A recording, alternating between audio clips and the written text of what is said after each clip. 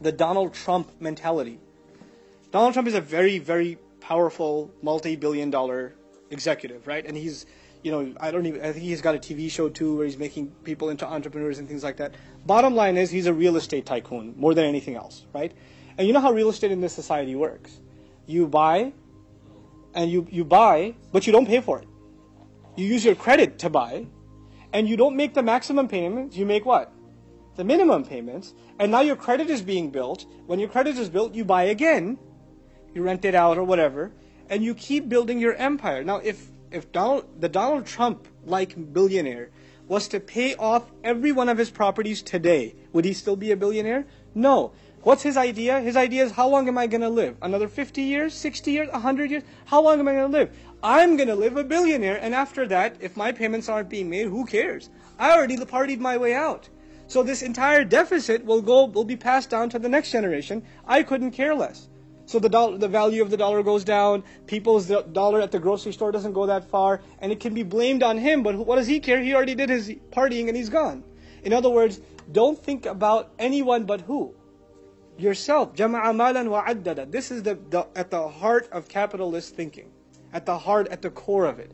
Just one more smaller example, because this is dealing with economics, right? A home. Home ownership in this country is a big deal. And of course it bubbled and collapsed and all of that. But just put it in very simple economic terms, even like an elementary school child can understand. 100 years ago, somebody buys a house. Somewhere in New York City. Somebody buys a house. Let's say they pay $50,000 for it. But they don't buy it cash, and they don't buy it interest-free. They buy it on a mortgage. So they end up paying over 30 years, not $50,000. What did they end up paying? $150,000. Okay, now it's time for them to sell it. Are they going to sell it for $60,000? No, they ended up putting in $150, so they should at least sell for $200 and $250. So they sell it for $250. The next buyer comes in, buys the place for $250, but he didn't buy it cash. What did he buy it on? Credit. So he's not going to pay $250. Over 30 years, he'll pay $400,000, $500,000. When time comes for him to sell it, it keeps going up, right? So what's happened is, first of all, the value of currency went down. Second of all, those who could own a home 100 years ago, with that kind of money, can they still own a home generations later? No. So you made the opportunity for the next generation more and more and more impossible.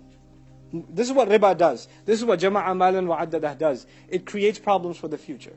Now compare this to the Muslim mind. The Muslim mind is, you have an old man who's already got a foot in the grave and he's planting a seed in the ground for a tree to grow.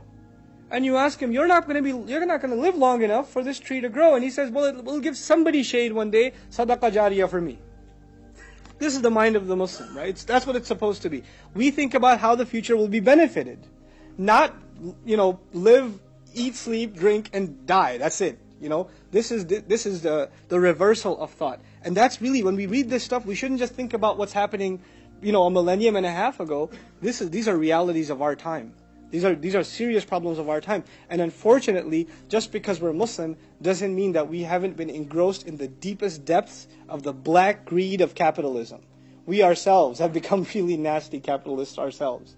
And we don't think about the greater good and serving society and building the kinds of institutions, right? We've become people of الَّذِي جَمَعَ مَالًا وَعَدَّدَهُ. May Allah protect us from it and get us out of this mess.